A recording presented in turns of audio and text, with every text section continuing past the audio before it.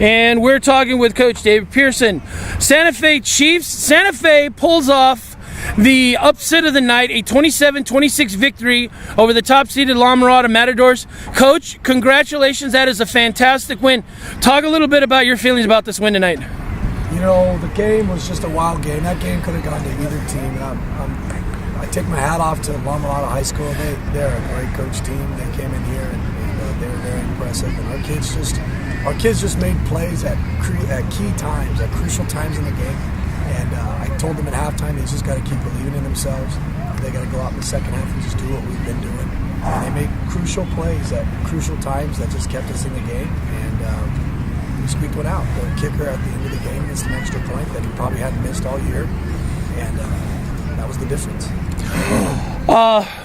Tonight, talk a little bit about your defense and their schemes to stop Adam Carrasco tonight. They're the Matadors' leading rusher. Yeah, they just line those big guys up in front of him, and they hand that ball off to him, and he just finds a hole, and they create holes.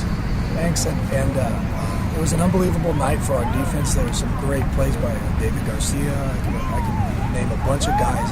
Our two DBs who locked down their big-time wide receivers. Those guys are unbelievable height guys, and our DBs are kind of smaller, but they played a great game. And then our interior guys, they just, they never gave up. They just kept doing their job, and we slowed them down. And that's what we wanted to do. Briefly, take us through that play where you guys took the lead for good.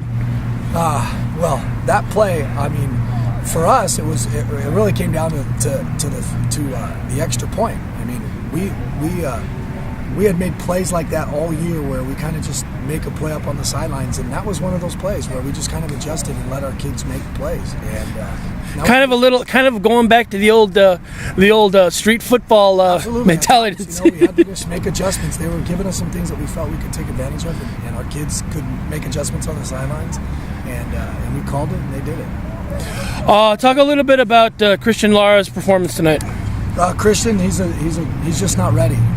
He gave everything he could tonight. He's just trying to come back from a leg injury, and he's worked hard to try and rehab it. He's just not able to go, and we're trying to get him healthy, but it's one of those things where it's a day-to-day deal. And, right. And he's a guy that has a big heart, and he wants to be out there competing, and it's hard to get a bearing on him.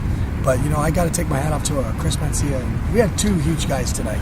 Our center was unbelievable. He hadn't played center all year for us. We had to move him in and played center for us because of a key loss. And you had Mencia tonight behind. And Chris was unbelievable. Our quarterback, Chris Mencia, last week came in and helped us win the game against Bonita, and he came in again, stepped in tonight, and was unbelievable. I don't know how many yards he threw for it, but he had a great night. Okay, now next week you have Downey, and the Chiefs' history is quite nice. In the 8 years that the team played between 2003 and 2010, you were 7-0-1 with a 10-10 tie in 2004. But none of that matters next week, does it? No. If you look back at history, that's the way you get beat. And we played from week to week. And we have an experience with Downey. We saw them in the summertime, and they're a well-coached team. And I'm sure that they've improved over the summer and during the fall camp.